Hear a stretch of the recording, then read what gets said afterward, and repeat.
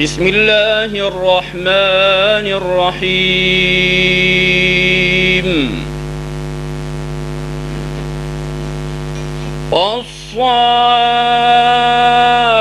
والصافات صفا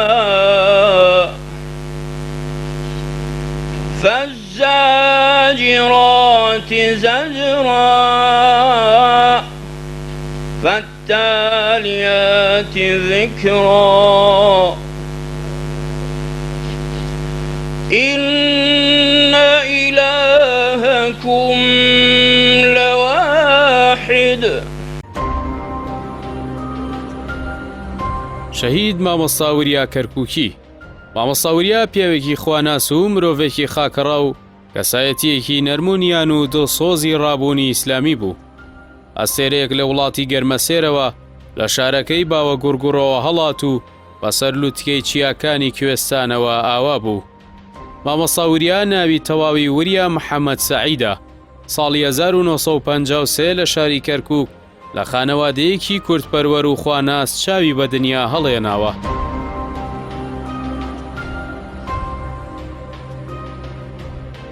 بنەماڵی ئێمە لە قۆڵ ماڵ دایکمەوە باواین، بەڵام لە قۆڵ ماڵ باوکمەوە ئێمە تاڵەبانین، قرخ و تاڵەبان، یعنی بە عمومەن بە عەشرەتی زەنگەنەین. ئیتر لە پەنجاکانەوە ئێمە تەواجودمان لە کەرکووک هەبووە. مامۆستاش یادی بەخێر بێ، یادەوەری زۆر خۆشی هەبوو لەگەڵ منە لە مناڵی. لە بیرمە پەرژین بێ لە ڕووی بینەران و بەڕێستانش ئەو وەختە پێڵاو لاستقە کەڕا، یعنی بنەماڵەکەمان بنەماڵەیەکی مام ناوەندی بوو. باوکم لە شەریکەی نەوت بوو، یعنی یەتوو وەکو چۆنەڵی بەشی بکردایە. ئەیتر مامۆستا سفەتێکی هەبوو کە ئەچوین بۆ تۆپێن یا ئەچوین بۆ یاری یا هەر یاریە بێ ئەهاتەوە بە پای پەتی ئەهاتەوە، یعنی چەند جار دووجار و سێجار ئەم شتە دووبارە بۆیەوە لەبەر ئەوەی کەوا هەبوو مامۆستا فەقیر بوو، نعلەکەیانە دزید لە ڕووتان یا پێڵاوەکەیانە دزی. دایکم پێیوت باش هەمیسان هاتیتەوە بە پێڵاو بێنە ئەیوت دوا بۆم مەکڕن، مادامە بۆم مەکڕن. یعنی ئەمە یادەوەریەکە قەت لەبیر ناچێت. قۆناغەکانی خوێندنی تەواو کردووە و بووەتە مامۆستا لە گوندی گوێزەڕەش. ئەو ماوەی لە گوندی گوێزەڕەش مامۆستا بوو لەبەرەوەی کەسێکی دڵسۆز و ڕازگە و ڕەوشت بەرز بوو لە دڵی خەڵکی گوندەکەدا جێگەی خۆی کردبووەوە و تەنانەت حەزیان نەدەکرد لە پشووی هاوینیشدا بگەڕێتەوە بۆ ناو کەسوکاری خۆی بۆ کەرکووک. مامۆستا بە چەند قۆناغاک تێپەڕی. یەکەم شەشی تەواو کرد، ناوی دەرچوو لە پەیمانگای با بڵێن مامۆستایانی شاری هەولێر. لەبێ ئیتر تێکەڵ بوو بە شانۆگەری و بە تەمسیلی و مەسرەحیاتۆمانەوە لەگەڵ فایق فەرەج و مامۆستا عادیل حەزیان بوو، یعنی وەکو چۆن بڵێ کەشو هەواکەیان وا بوو، یعنی با بڵێن ئەو شوێنەوە گونجاو بوو کە ئەو شتەش بکەن. دوای ئەوە هاتەوە ئەوە بوو شۆڕش دەستی پێ کرد، با بڵێن چووە دەرەوە. چەند ساڵێ مایەوە حکومەت عەفو عامیدا لە 73 بوو، وەڵڵاهوم ئەگەر بە هەڵە نەبوو بێتم. دوای ماوەیەک تەعین بوو بە مامۆستا، بەڵام لە ناو کەرکووک نا، لە دێی گوێزەڕەشش کەوتۆتە لای بەرزنجەوە. ئیتر حتا لە پشووی هاوینەش ڕێیان نادا بێتەوە. ئەمەنە خۆشەویست بوو، ئەمانت با بە ئاخر ئێمەش برامانە و یعنی کوڕ خۆمانە و کەس خۆمانە، ئەمەت باشە ئێوە چیتانەوێ تا ناتانوێت ئەو ئیسراحەت بێت. لا ئێمە زۆر دڵی خۆشە و زۆر ئێمە دڵمان پێی خۆشە، یعنی وای لێ هات عوتڵەکانش نەیانهێشت بێتەوە. ئەنجا دوایی کە هاتەوە ئەوە بوو دامەزرا لە چەمچەماڵ بۆ مامۆستا و لە گەڕەکی شۆڕش. مامۆستا وریا لە تافیلاویدا گەردنگیری ئیسلام بوو. قۆناغ بە قۆناغ پابەندی زیاتری بە ئیسلامەوە پەیدا دەکرد. هەرزوو لە ژێردەستی ڕژێم هەڵات بۆ ناوچە ئازادکراوەکانی کوردستان و ڕایەڵەی کاری ئیسلامی دۆزیەوە و لەو کانیاوە تیونێتی شکا.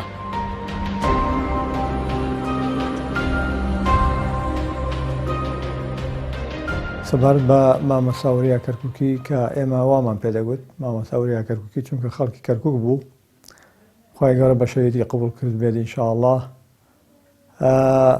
مامۆستای ئیبتدایی بوو لە کەرکووک و ئەوە دواتر لە کۆتایی نیوەی لە هەشتاکان 1985 بەدواوە ئەویش وەک زۆر کەسی دیکەی ئیسلامی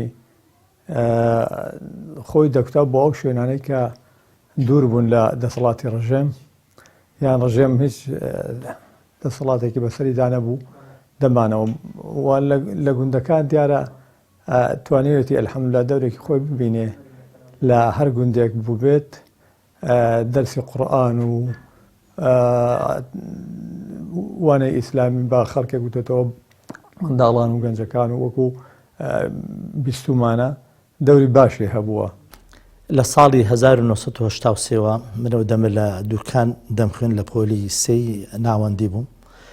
دوای دەرچوونم لە هاوینەکەیدا کە هاتمەوە مامۆستاوریە لەگەڵ جەماعەتێک لە ناوچەکەمان بوون، هاتبوونە بەری مەرگە لە دێی نۆڵسکە لەوێ لە مزگەوتەکەەوە شوێنی حەوانەوەیان هەبوو، هەڵبەتە فیرار بوون، بەڵام لەگەڵ ئەوەشدا مامۆستا و ستافەکەی هەروەکو جەماعەتی ئەسحابول کەهف بەڵام بە زیندویی یعنی جەماعەتێک بوون ئیشیان دەکرد، کاری بانگەوازیان دەکرد، بە تایبەتی مامۆستاوریە. سەر و ڕوویەکی زۆر خۆشیە بوو، دیمەنێکی جوانی هەبوو، هەندامێکی باش و ڕێکپێکی هەبوو. ئەم پیاوە بە زەردەخەنەکانی بە سەر و ڕووی خۆشی بە قسە شیرین و ناسکەکانی دەنجێکی زۆر خۆشی بوو، قورئان خوێندنیش و لە ئەداکردنی وتاری جومعەشدا هەڵبەتە وتاری دەدا لە یەکەیەکی ئەو مزگەوتەکانی بەری مەرگەی و دەچوە دۆڵی جافەتیش و بۆ زۆر شوێنی دیکەش دەچوو. هەڵبەتە لەدا مامۆستاوریە و ستافەکەی دەوریشی کاریگەریانە بوو لە جێڕانەوەی گەنجان لەو فکرە نامۆیانەی کاچوو بۆ نەستەریان و ئاشنابوونەوەیان بە دەقەکانی ئیسلام و بە بیر و باوەڕی ئیسلام و ئەمانە. یعنی مامۆستاوریە بە معنای کەلیمە دەتوانم بڵێم مامۆستایەکی گەورە بوو، مامۆستایەکی کاریگەر بوو، مامۆستایەکی جوان بوو. بە فەزڵێکی خوای گەورەیە کەم جار خوا ئیدایەتی منیدا زۆر لەگەڵی هەوڵمدا نوێژێ کرد، نوێژێکی نائەکرد و یعنی ملتەزیم نەبوو وەکو بڵێ. من ناوم دەرچوو لە چۆ لە مەعهەد لە ڕوومادی لە بیر مەساڵە لە ساڵەکان ئاشنای برام مەکتوبێکی بۆم نرد وتی مامۆستاوریەکەی جاران نییە، ئێستا زۆر ملتەزیمە، نوێژ و تاعەتی کتابی بۆت کڕیوە بە دیاری، سەحیح موسڵمی بۆت کردوتە دیاری، ئێستاش لە بیرمە.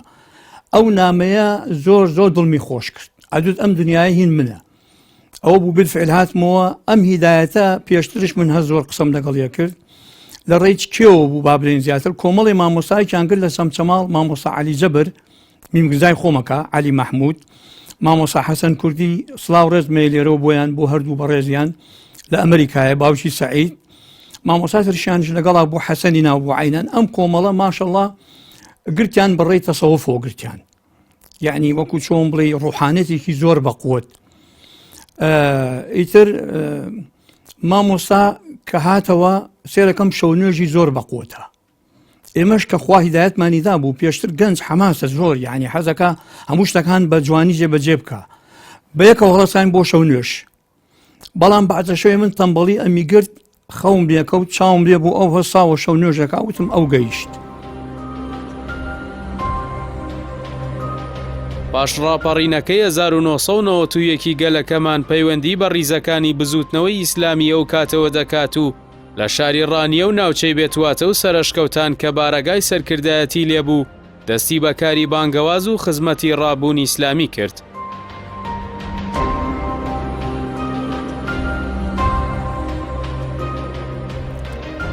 طبعاً کە کۆڕەوەکەی هین بوو با بڵێن ساڵی 90 چەند بوو؟ 91 ئیتر هەمومان کە ڕامان کرد چوین بۆ پاوە. لە پاوە یەکمان گرت، ماوەی لە پاوە ماینەوە، ئیتر وەزعمان بەرەو خراپی ئەهات لەبەرەوەی نەشاتمان هەبوو، دەرسمان هەبوو، زۆر کۆمەڵێ زۆر لەوێ، یعنی هەڵەبجەیەکانش پێش ئێمە لەوێ بوون لە ئۆردوگای سەریاس. مامۆستا سەعید ڕێزم بۆی هەیە کە ئیمام خەتیب بوو لە بەشێکی ئەو ئۆردگایە، یعنی شوێنێکیان کردبوو مزگەوت. ئیتر کە هاتین گەڕاینەوە بۆ چەمچەماڵ، دوای مامۆستا لەوێەوە من هاتمەوە بۆ کەرکووک، ئەو گەڕایەوە بۆ چۆ چووە بۆ ڕانیە، ئیتر لەوێەوە پەیوەندی کرد بە بزوتنەوە، لە ناو بزوتنەوە مایەوە. مامۆستا وریا کە هات بۆ ئێرە ئەوەی دەدی لێرە زیاتر گەرم و گۆڕیەکی ڕابوونی ئیسلامی لێرەدا هەیە، خەڵکێکی زۆر کۆبۆتەوە لێرە و دەسەڵاتێکیش هەیە کە پشتگیری دەکا و دەبێتە پشتیوان بۆ زیاتر بانگەوازی کاری ئیسلامی. بۆیە ینی هات کە بۆ ئێرەکانە بەڕاستی دەور و کاریگەری خۆشی هەبوو لەگەڵ کۆمەڵێک لەو مامۆستایانە کە هەر بەردەوام بوو لەگەڵیشان لە کاری ئیسلامیدا کە هەندێکیان بەیەکەوە شەهید بوون و هەندێکیان ماون لەو مامۆستایانە کە هات بۆ ئێرە ئەوەی کە کۆی کردبووە وە کردبووی بە زەخیرە و بە توێشوێک لە دەرس و دەراسات و لە خوێندن و لە خوێندنەوە و لە شارەزابوون لەگەڵ مامۆستایانی کەرکووک و وەخوارو کە لە کاری ئیسلامیدا شارەزابوون بەو هیوایەتەوە هات بۆ ئێرە کە ئەو پەیامە بگەێنێ بۆ ئێرە وەک پێشتر و لەگەڵ ئەویشداوە دواتریش کۆمەڵێک لە مامۆستایانی کە بە هەمان پەیامەوە هاتن، بەڵام پەیامەکەی مامۆستا بەڕاستی گەرم و گوڕ و کاریگەرتر بوو لە ناو ئەو چین و توێژەدا. دوای ڕاپەڕین ئێمە کە تەبعاً لە پێشمەرگە بووین ئەوانە هاتینەوە دوای ڕاپەڕین مامۆستا وریاش بەری مەرگە چۆڵکرا بوو ڕاگوازرا بۆ حاجیاوە بۆ ئەوانە مامۆستا وریاش جەنابی لە ئۆردوگای ڕانیە ئێستا پێی دوکتری ڕاپەڕین لەوی گیرسابەوە مامۆستا لەوێ بوو و بەردەوام بوو دیار بوو لەسەر بانگەوازی خۆی و خۆشی کەشف کرد لەگەڵ ئێمەش ئیشی دەکرد واتە لەگەڵ بزوتنەوەی ئیسلامی دەستی کرد بە ئیشکردن بە تایبەتی لەو دەمەدا کە ئێمە دەستمان کرد بە کاری ڕاگەیاندن و تەلەڤیزیۆنی بزوتنەوەی ئیسلامیمان لە ناوچەکەدا دامەزران. مامۆستا وریا بە مانای وشە هەڵگری ناوی خۆی بوو، پیاوێکی وریا و هۆشیار بوو. کاتێک سەرنجی چالاکیەکانی شەهید مامۆستا وریا دەدا وا هەست دەکرد کە ئەندامی سەرکردایەتیە کەچی نەپۆستی هەبوو نەچاویشی لە پلەپۆز بوو، بەڵام وەک مامۆستای قوتابخانە و وەک مامۆستایەکی ئاینی هەردوو بوارەکەی پێکەوە گرێ دەدا، ڕۆڵی گرنگی دەگێڕا لە بێداری و هۆشیاری خەڵک بۆ ئاینی پاکی ئیسلام.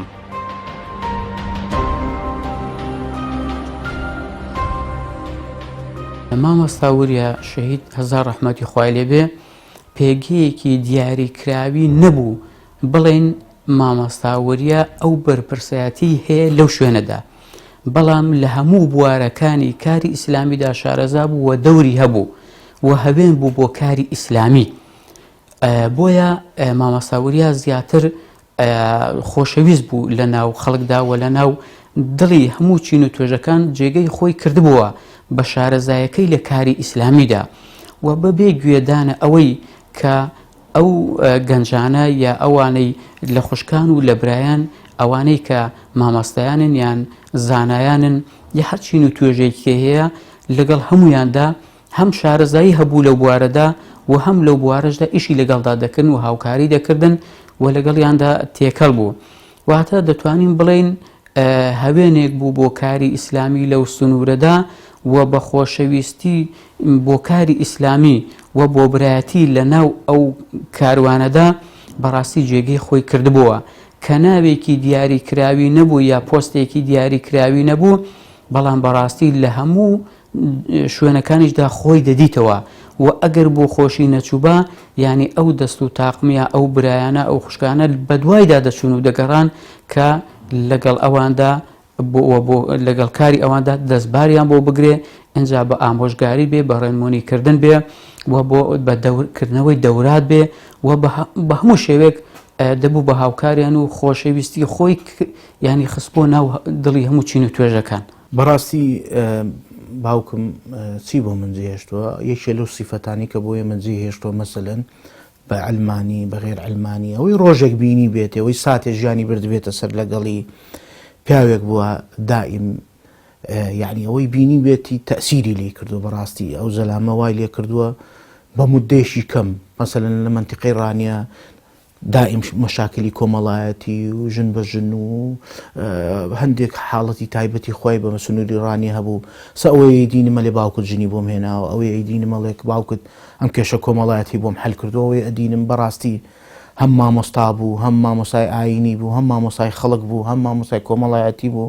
یعنی لە مودەیەکی کەمدا تۆ لە 91 و دوای ڕاکردنەکە هەمووی ساڵ و نوێ ناکات پێش شەهید بوونی، توانی ئەو بەرهەمە زۆری هەبێ، توانی ئەو خەڵکە ئاوا لە خۆی بکە. بەڕاستی من ئێمەشی سەر ببینینی تەزوو بە گیانمان دێ و یاخۆ بە باسکردنی. دواتریش کە بزنەوەی ئیسلامی لە ڕاپەڕینی 1991 ڕێلانەکانی دیکە هاترەوە کوردستان، مامە ساوریا هاتە منتیقەی ڕانیە و پشدەر کە ئەو منتیقەیە بەڕاستی دەور و کاریگەرێکی زۆری هەبوو بۆ بزنەوەی ئیسلامی و سقل و وەزنێکی زۆری هەبوو بزنەوەی ئیسلامی لەو ناوچەیە. ئەویش لە منتیقەی ڕانیە ماڵی هێنا ئەوێ و لە ئۆردوگای ڕانیە ماڵی جێگیر بوو.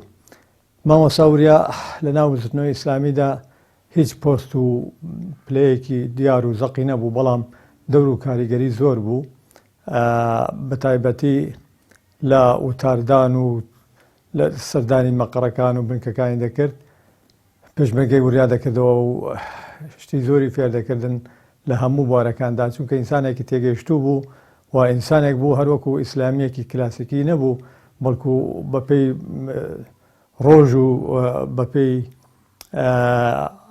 ئەو سەردەمی کە ئێمە باسی دەکەین لە سەرەتای نەوەتەکان قسەی بۆ خەڵک دەکرد و بۆ ئەندامانی بزنەوەی ئیسلامی دەکرد.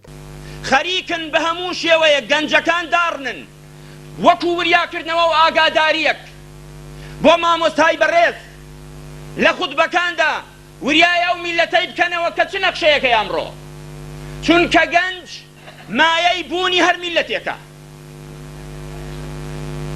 ئەم ئەنفالەی کە ئێستا لە ناو ئێمەدا دروستی دەکەن بەم شێوەیە زۆر بە ئاسانی بۆیان دەچێتە سەر ئەگەر ئێمە وریان نەبین و وریایان نەکەینەوە.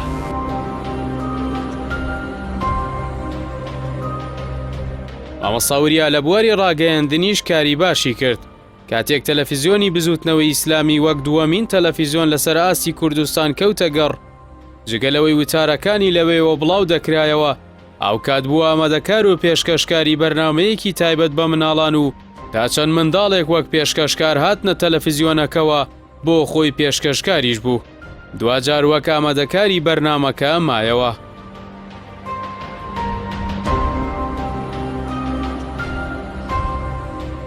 هەرکە هاتینەوە لە دوای ڕاپەڕین، ئێمە هەندێک شتمان دەستکەوت بوو لە شوێنەکان لە ئەو شوێنانی کە کەوتووە بەردەستمان، هەندێک جیهازمان کەوتونە بەردەست بەخۆی ئەو جیهازانەوە.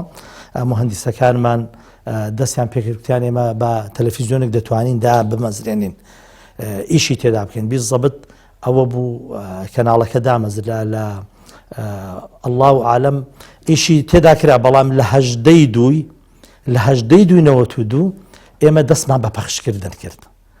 ئیدی بەرنامەکانمان دانان. ئێمە ستافی تەلەڤیزیۆن کەم بۆ خۆم یەکێک بووم، جەنابی مامۆستا شەریف یەکێک بووم، مامۆستا شەریف وەرزێر، مامۆستا کەمالی بۆسکێنی، جەماعەتێکی باش بوون، هەم لە ڕووی فەنیشەوە کاک ئەحمەدی مهندیسمان هەبوو، کاک حەمەدەمینمان هەبوو ڕەحمەت بێ، هەزار جار وەفاتی فەرمووە. مەجموعەیەک ئاوا بوون، ئیشەکانمان بەردەوامی دەست پێکردن، بەرنامەکانمان دانا. و مامۆستا وریا بەڕاستی لە پەروەردەکردنی منداڵان و لە ئەو دەرسی ئافرەتان و کۆڕکۆبوونەوەدا زۆر یعنی گرنگی تاسیر و گرنگی هەبوو. ئێمە بزنەوەی ئیسلامی ئەو کات لە ساڵی 1992 کە تەلەڤیزیۆنێکی مەحەلیمان دانا، دەتوانم بڵێم لە هێزەکانی کوردستان یەکەم لایەن بوو توانی تەلەڤیزیۆن دامێن، بەڵام ناوچەیەکی زۆر کەم و کەمی دەگرێتەوە، مانتەقەی ڕانیە و دەوروبەری بوو کە نەمانتوانی پڕێ پێ بدەین. ئەو کات لە ناو سەر تەلەڤیزیۆن لە بەرنامەکاندا مامۆستا وریا دەور تەسیری زۆری هەبوو، بەرنامەی منداڵانی پێشکەش دەکرد، بەرنامە بۆ خوشکان، یعنی دەتوانم بڵێم کەسێکی زۆر کاریگەر بوو لەو بوارەدا. تەلەڤیزیۆنەکە لە 1992 تەلەڤیزیۆنی بزوتنەوەی ئیسلامی لە ناوچەی ڕانیە و ڕاپەڕین دامان مەزراند، سوپاس بەخوای گەورە. لاەنە فەنیەکەی جەنابی مامۆستا ئەمینی جیهاز بوو و کاک ئەحمەدی مهندیس بوو، کاک حەمەدەمین بوو بەڕەحمەت بێ ئەو وەفاتی کردووە. کۆمەڵێک برای دیکە بوون کە ئێستا ناوەکانیان لەو دەرفەتەدا ناگوترێت. دووهەم تەلەڤیزیۆن بوو، بەڵێ دووهەم تەلەڤیزیۆن بوو. طبعاً کە دەستمان کرد بە بەرنامەدانان، ئیدی هەر لە ئەوەڵی کارەوە ئیشمان بە مامۆستا وریا بوو. ئێمە پێویستیمان بەوە بوو لۆگۆیەک بۆ تەلەڤیزیۆنەکە دابنرێ، لۆگۆی سەرەتای کردنەوەی تەلەڤیزیۆنەکە و مارشێکیش بگوترێ، سرودێکیش بگوترێ. سرودەکە کە ئێستا لە یادمە مامۆستا وریا هات بۆ مەقەڕە سپیەکە لەوێ ستۆدیۆمان دانابوو لە چوارقۆڕما لەگەڵ مامۆستایەکی دیکە هاوڕێی بوو. سرودی ئەم شەوە زەنگەیان گوت، ئەم شەوە زەنگەی ئێستا دەیبن، هەر یەک مۆمێکی بۆ داگیرسێنین. ئیدی بە دەنجێکی خۆش چریکاندیان زەنگەی ئێستا دەیبینن، هەر یەک مۆمێکی بۆ داگیرسێنن. ئەم شەوە زەنگەی ئێستا دەیبینن، هەر یەک مۆمێکی بۆ داگیرسێنن.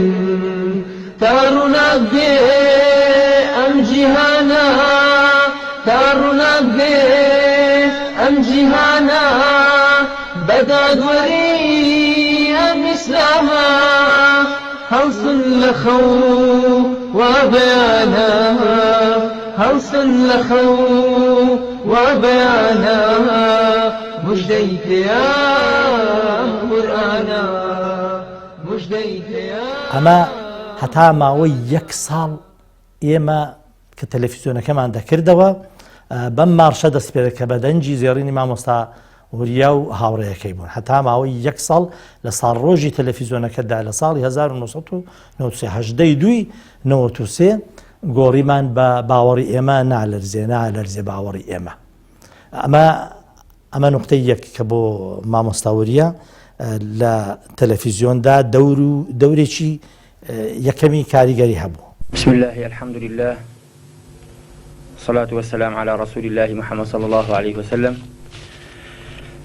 بناوی خوای پەروەردگار یا سادانەری ئەرز و ئاسمان، دروستکەری ئینسان،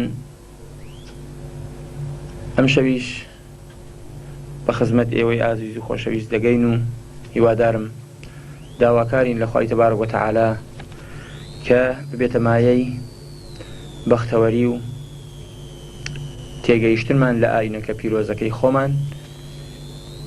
هیوادارم خەنجیلانەکانم ئەم شەویش کاتێکی شاد و کامەران لەگەڵ یەکدا بەرینە سەر و هەموو کاتەکانتان هەر شاد و بەختەوەر بێ. لە بەرنامەکاندا مامۆستا وریا لەبەر ئەوەی کەسێکی جەماوەری بوو، کەسێک بوو حەزی بە تەربیە و پەروەردە دەکرد، لە ناوچەکەشدا چوو بووە ناو ناخی خەڵکەوە بەڕاستی تێکەڵ بوو، حەزیشی بەوە بوو بەرنامەیەک دابێن. ئێمە لە جوملەی بەرنامەکاندا بەرنامەی منداڵانمان هەبوو. مامۆستا کوتی من ئەو بەرنامە دادنێم و پێشکەشی دەکەم. ماوەیەک بەرنامەکەی دانا، یەکەم بەرنامەی مامۆستا وەکو لە دەفتەرەکاندا دیارە، یەکەم بەرنامەی لە شەوی 11 لەسەر 12 6 1992 یەکەم بەرنامەی منداڵانمان پێشکەش کرد بە پێشکەشکردن و ئامادەکردن و پێشکەشکردنی جەنابی مامۆستا وریا کەرکوچی. وریا لە سەرەتادا هەم ئامادەکار بوو هەم پێشکەشکار بوو، فترەیەکی باش. دوای ئەوە شنۆخان شنۆ حوسێن دەروێش منداڵێک بوو، هێنامان ئەو بەرنامەی پێشکەش دەکرد بە ئەدایەکی جوان. دوای ئەویش کاک کوڕی کاک شێخ مەلا بوو، ناوی کاک سیراجدین بوو، کاک سیراجدینی مام شێخ مەلا. دوای ئەو بەرنامەی پێشکەش دەکرد. بەڵام من نقطەیەکی سەرەکی بۆ مامۆستا وریا کە لە ئەداکردنی بەرنامەکانیدا، مامۆستا وریا بەرنامەکەی زۆر بە سەرکەوتووی و بە جوانی ئەدا دەکرد.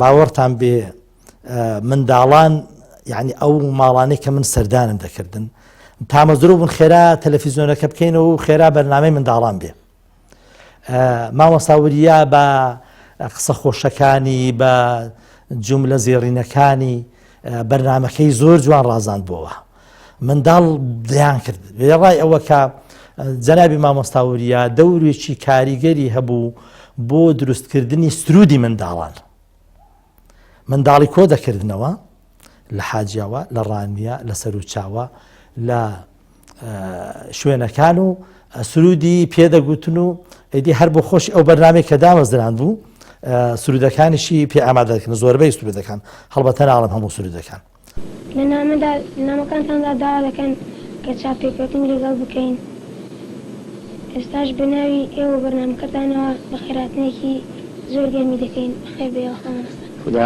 عفوت کە کاکسرازی ئەو ماندوونم انشاءالله چۆنن چاکن بەرنامەکەتانە چیایە الحەمدولillah لە پشکەوتندایە یاخوا لەشتان ساڵبێ انشاءالله شنۆخان وەزەی چۆنە الحەمدولillah لەسەر خۆ باشە یاخوا چاک بن ئەو برایکی ترتان هاتووە ناوی چییە کاک ڕێباز باشە بماندوونم انشاءالله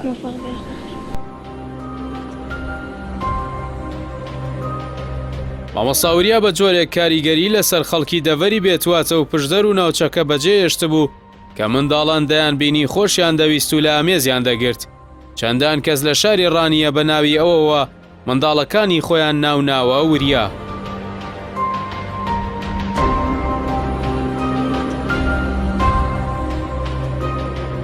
یەکێک لە کارەکانی مامۆستا لەو سنوورەدا بوو بە وتاربێژ بوو بۆ وتارخوێن لە مزگەوتی گەورەی ڕاپەڕین لە ڕانێدا مامۆستا وریا بە وتارە حەماسیەکانی بە وتارە عەسریەکانی بەڕاستی جێگەی خۆی کردبووە لە ناو هەموو چین و توێژەکاندا وتارەکانی کاریگەر بوون بەسەر کۆمەڵگەدا مامۆستا وریا هەزار ڕەحمەتی لێبێت تەماشای دەکرد پرسیاری دەکرد لە دراوسەکانی لەو کەسانەی کە لەگەڵیان هەڵدەساودادەنیش ڕۆژانە کە کێشەی ناو ئەو کۆمەڵگایە چییە بۆ ئەوەی لە وتارەکاندا باسی ئەو کێشانە بکە بە تایبەت یەکێک لەو بابەتانەی کە مامۆستا وریا بە ڕەحمەت بێ زۆر باسی دەکرد و تەکیدی لێ دەکردەوە لەسەر مینبەر گرنگیدان بوو بە پێکێنانی خێزان و پەلەکردن بوو بۆ خێزان لە نێوان گەنجەکان لە کوڕان و لە کچان بۆیە بەڕاستی زۆر خۆشەویست بوو لە نێو چینی گەنجان یعنی لە کوڕان و لە کچان کە هەوڵی دەدا هیمەتی دەکرد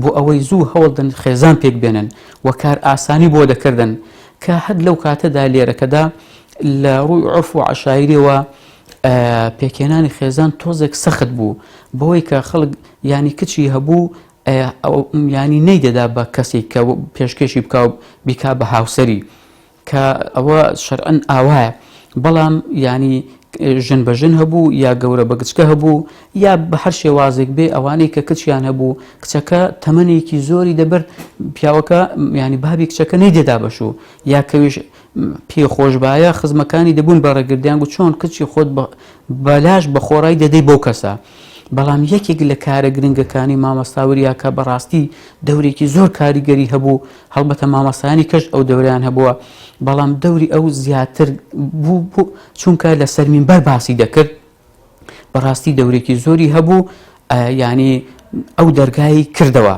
کە زۆر بە ئاسانی باوکان و دایکان کچی خۆیان پێشکەشی ئەو بکەن کە لە سەردەستی ئەو دەیان کچکە لە ماڵدا بەڕاستی تەمەنێکیان کردبوو لە سەردەستی ئەودا ڕێگەیان بۆ خۆشکرا کە ژیانی هاوسەریان پێکێنا یعنی ئەو ڕێژکەیشکاند مامۆستا وریا بەڕاستی دەور و کاریگەری و حەماسەتێکی زۆری هەبوو لەسەر مینبەر کە یەکێک لە دەورە کاریگەریەکانی ئەوە بوو بەڵێ کاردانەوەی بەرنامەکە بەزەبت نامە دەهاتن نامەی بەرنامەی منداڵان زۆر بوون تاوان دەبوایە ئێمە بشمان خوێندبانەوە پێش ئەوەی ئێمە لیژنەی مراقەبەمان هەبوو چەند برایەک بووین لیژنەی مراقەبە هەبوو ئێمە هەموو شتەکانمان کەشف دەکرد ئەوجا دەبوایە بچوە بەردەستی جەنابی پێشکەشکار جەنابی مامۆستای لە نامەکاندا هەموو شتی باش و خۆش و ئەو شتانە بوون و نامەکانیش زۆر بن ڕاستێک زۆربەی وتارەکانی کە تەزیل دەکرا وتارەکانی ینی ماوە زیندووە و بە هەمان شێوە لە خۆشەویستی ئەو دەیان کەسەیە کە ناوی لێندرا و وەریا یعنی ئەو خۆشەویستی ئەو بوو لەناو ئەو خێزانانە داماوەتەوە کە ئەوانەی ڕۆژێک لە ڕۆژان کە چوبن بۆ گوێگرتن لە وتارەکانی بۆ سەردانی ماڵی بۆ گوێگرتن لە ئامۆژگاریەکانی لە خۆشەویستی ئەو ینی کوڕەکانیان کەسەکانیان ناوناوە وەریا یعنی ئێستا لەو دەڤەرەدا دەیان کەسێ بە ناوی وەریا کە بەڕاستی ئەو خۆشەویستی ئەوە کە ناوەکەی ماوە لە ناو خەڵکدا لە ناو دڵی خەڵکدا ماوە. یەکێکی تر لە تایبەتمەندیەکانی مامۆستا وریا ئەوە بوو پیاوێکی زۆر خاکەڕا و زاهید بوو. دنیا لای ئەو بەهایەکی ئەو تۆی نەبوو کە بەخۆیەوە سەرقاڵی بکات. پیاوێکی بەخشندە و دەست و دڵگوشاد بوو.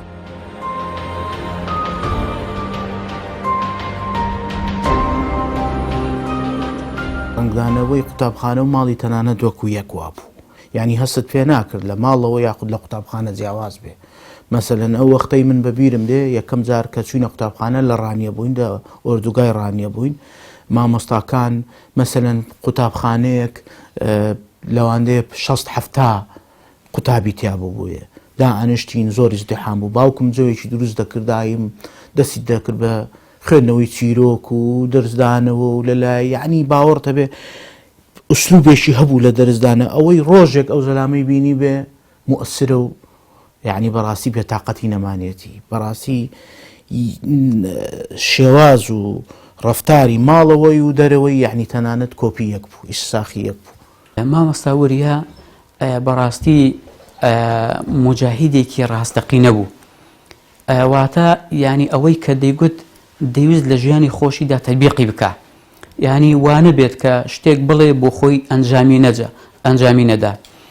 مامۆستا وەریا یەکێک لە سیفاتە جوانەکانی ئەو بوو کە زۆر دنیانەویست بوو زۆر بە سادەی دەژیا کە باسی سادەی ژیانی دەکرد و خزمەتی ئیسلام بکرێ ئەو تەمەنەی کە ئێمە هەمانە لە خزمەتی ئیسلامدا سەرفی بکەین سادە بژین گرنگی زۆر بە دنیا نەدەن واتە زیادە ڕەوی نەکەین بۆ خۆشی وا بوو. ڕۆژێکیان ئەو کاتی مۆبایل نەبوو ینی نۆرماڵێکی ماڵان هەبوو لە دوای نادم کە ڕۆژی جومعە بوو ئێستاش بە بیرمە نردبووی کە بێت ینی ئیشی پێبووم کە چووم بۆ ماڵی و لە دەرگامدا هەر جیرانیشمان بوو دراوسێمان بوو لە دەرگامدا ناو حۆشەی ماڵی دانیشتە بوو بە خێرهاتنی کردم و لە لای دانیشتم سفرەیەکی گچکەی لێلا بوو یەک نانی وشکی لەسەر بوو نانێکی وشە کە نانەکەی دەخوارد کتێبێکی بە دەستەوە بوو تاری جومعەی ئامادە دەکرد ینی لە بەرچاومە ئەو دیدارە ینی زۆر بە سادەی دەژیا بە بەرگێکی سادە.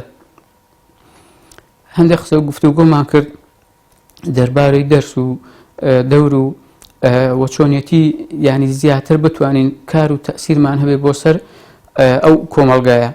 ئیدی ماوەیەک دانیشم بەیەکەوە ینی وردەوە لە نانەوەشکەکەی دەخوارد ینی کە دوای چاودێریم کرد نانی نێوەڕۆی تەنها ئەو نانەوەشکە بووکە نانۆشکەکەی دەخوارد و نانی نیوەڕۆی بوو وتاری جومعەی ئامادە دەکرد و بەڵام بە حەماسەتێکەوە ینی کە هەموو خەڵک تەماشای دەکرد ینی وای دەزانی ینی دنیا هەموو ئەوە بۆ چونکە دڵی پڕ بوو لەو ئیمان و باوەڕە کە دەیویست ئەو ئیمانە بگەێنێ ینی بۆ خۆی ئاوا بە سادەیی دەژیا و بە هەمان شێوە ینی کە بانگەوازی دەکرد بۆ خۆشی وا بوو ینی وانە بێ لە کردار و لە گفتاری جیاوازیەکە بێ ینی ئەوەی کە دەیگوت کرداریشی ئاوا بوو بۆیە ینی زیاتر خۆشەویست بوو لە ناو دڵی خەڵکدا وەڕۆچوو بوو ینی قسەکانی کاریگەری هەبوو چونکە قسەکانی ناودڵ دەچن بۆ ناودڵەکان دڵی ئەووا بوو دڵی پڕبوو لەو ئیمان و باوەڕە بۆیە ینی بەڕاستی کاریگەریەکی زۆری هەبوو بەسەر ئەو چین و توێژەدا ئەوەی کە یەک ڕۆژ چوو بێ بۆ لای لەگەڵی هەستا بێ و دانیشت بێ بەڕاستی بە خۆشەویستیەکە ینی تامەزرۆ بوو. مامۆستا ئێستاش بڕۆ لە ڕانێ باسی بکە ئەوەی کەوا نزیکە و مامۆستای ناسی بێت یەکەڵ بە مامۆستا بوو بێت یەک خاڵێکی زۆر گرنگی هەبوو زۆر نزیح بوو زۆر دەستپاک بوو یعنی لە کاتێکا کە خۆتان نەزانن کە کاتێک زستانی کوردستان بە تایبەتی ڕانیە ئەو ناوانە ساردە زۆر ساردە نەوتش کەم بوو ئاردە دراجار بەجار هین خێرخوازی و هین مساعداتی منەظەمات و ئەمانە جارێکیان دایکم کە چوو بوو بۆ لای سێری کرد ئاردی هەیە و چی هەیە وتی وریە ئەلحەمدلا باشە بۆ مناڵەکان شتێکە دین کردووە ئەڵێت نەگەیشتە ماوەیەک یەکسەر سێرەکەم هەمووی دابش کرد وتم باشە ئەی خۆت وتی خوا گەورەیە بۆ من مهم فلان بێوەژن ئەوەی نییە ئەوەی نییە هەمووی دابش کرد پارەیە زۆری بۆ هاتبوو عینەن بە هەمان شێوە ئەوتم ئەی مناڵەکان خۆت آخر جلوبەرێکێکیان نییە آخر ئەمانەت عینەن وەکو چۆن بڵێ پێویستی خۆیان هەیە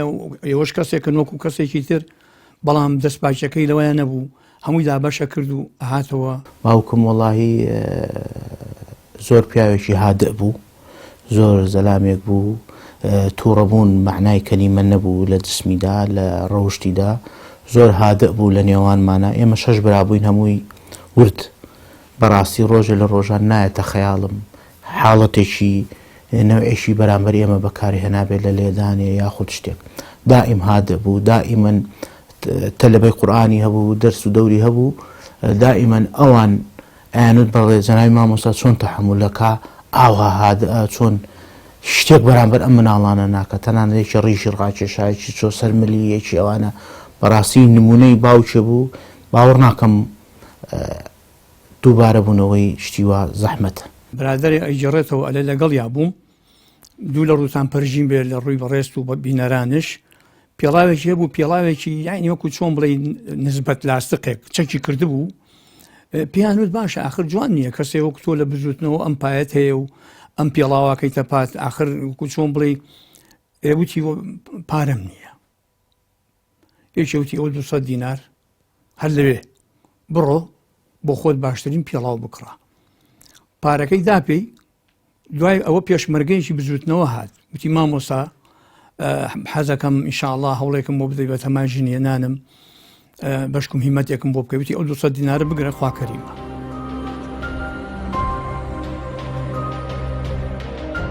پاشەوەی ناکۆکی و ناتەبایی باڵی بەسەر هەندێک لە هێزە کوردیەکاندا کێشا و شەڕێکی داسەپا و بەردەرگای بزوتنەوەی ئیسلامی گرت. مامۆستا وریا بڕیاریدا تا دواتنۆکی خوێنی و دوا هەناسەی بەرگری لە ڕێبازەکەی بکات.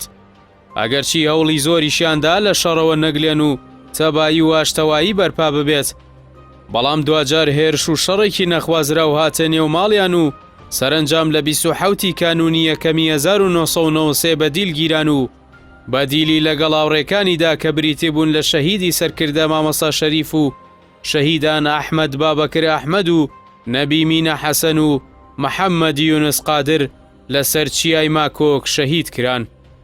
مامۆستا حەسەن بابەکریش وەکەوان دەستڕێژی گولەی لێ دەکرێت و بە برینداری ڕزگاری دەبێت. مامۆستا وریا پاش خۆی 6 منداڵی بەناوەکانی ڕازگۆ و ئەنەس و بەڕێز و عەبدوڵڵا و ئەحمەد و خۆگێر بەجێ هێشتووە.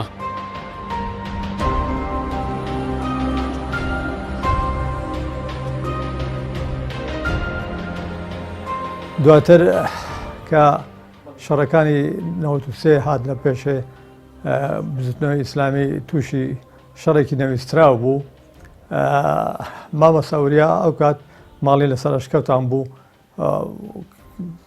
دوسێ ڕۆژی سەرەتای شەڕەکە کە شەڕگەرم بوو مامۆستا عەلی باپیر دیارە بانگی کردووە و پێی گوتووە کە سەرپەرشتی ماڵەکانی سەرشکەوتان بکات لە کاتی شەڕەکەیدا و قسە بۆ ئافرەتەکان بکە بۆ منداڵەکان بکە بۆ خەڵکەکە بکە و دواتریش ینی بەپێی پێویست و چۆن مەسڵحاتی زانی لەگەڵیان بێت بۆ ئەو شوێنی کە دەربازیان دەکات. ئەوە بوو کە هێرش کرا سەرکردایەتی بزوتنەوەی ئیسلامی لە سەرشکەوتان ئەو ئەرکی خۆی بەجێهێنا لەگەڵ خوشکان و ئافرەتەکانی سەرشکەوتانەوانی ماڵەکانی بزوتنەوەی ئیسلامی کە 20 ماڵ زیاتر بوو سەرکەوتنە سەری ماکۆک و لەوێ بە نەفەرێکی تایبەتدا بۆ دۆڕلی شاورێ نادران و دوای خزم کەسوکاریان هات و بردین یارمەتیاندان. من بەبیرم دێت ئاخر ساتەکانی باوکم ینی لە قوتابخانێ بووین لە بێتواتە دەرسی دەوتە وانەی کوردی بوو هەتا باوکم دەستێ لە نووسینە وردبوین بوو لە نووسین ئەوە بووی شەڕ و تەقەکە دەستی پێکرد لەوە هاتینە خوارەوە ئاخر جار لە قوتابخانە بە یەکەوە بووین لەوێ بووین. ئەی مساتەکانی ئەوەندەم بەبیر دێ من کە پێشەوەی باوکم شەهید بێمانە سەرپەرشتی عایلەکانی دەکرد و جەنابی مامۆستا مەغدیر بەڕەحمەت بێ هات سەری لەوێدا مامۆستا عەلیوان هاتن سەریان لەوێدا